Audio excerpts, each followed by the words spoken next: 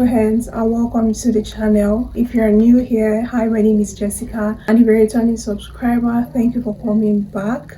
In today's video, we are going to be making a dress, a no-sew dress. For the fabric, we are going to be working with this sunray fabric that I have here in green. For your fabric choice, if you don't have this sunray, this is a thick one. If you don't have a sunray fabric, I will advise you go for fabrics that do not fray at the ends.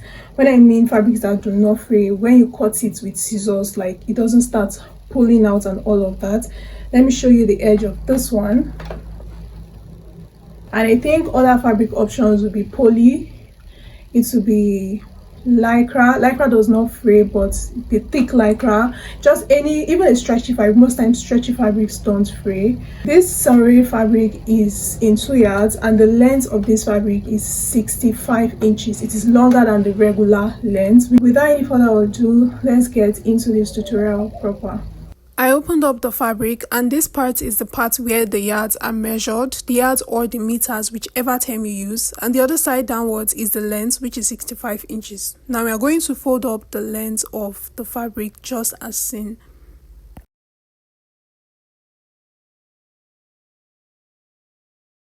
We'll also need our scissors, chalk and measuring tape. We're not going to need our sewing machine or a needle and thread. So now we're going to mark. I'm going to mark just to show you guys what we have left.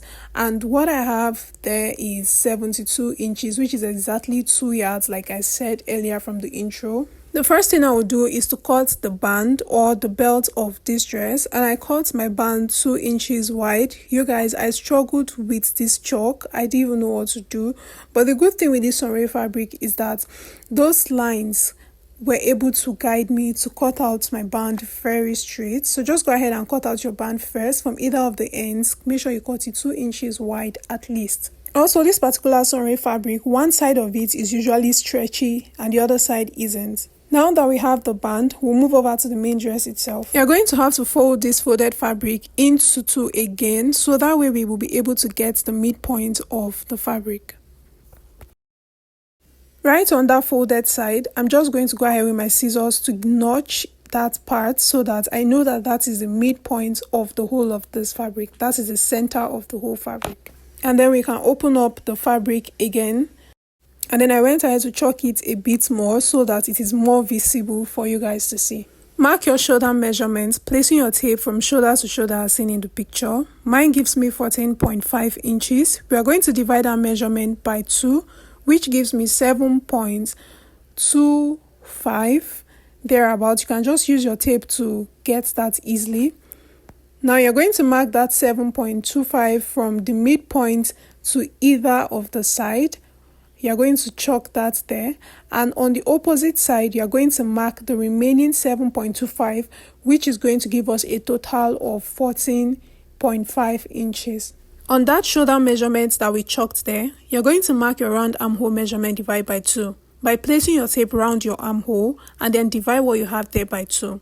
Now, if you're using a very stretchy fabric, don't mark your exact round armhole measurement. Make sure to reduce 2 inches. This side of the sunray fabric is the side that stretches, and that is why I am not marking my exact armhole measurements, which is supposed to be 7 inches. So what I did was I subtracted 2 inches and I marked 5 inches. So go ahead, if you're not using a stretchy fabric, go ahead and mark your exact round armhole measurement. Go ahead and mark the same thing on the other side as well. Connect all the lines as seen. Just make sure you make a straight line from the shoulder to the armhole line, just as seen. Open up your fabric, just as seen. And now that we've chalked everything that we need to chalk, all we have to do is to go ahead and just connect these lines together. Now we are going to mark the remaining half of our round armhole measurements. Remember, we divided it by 2.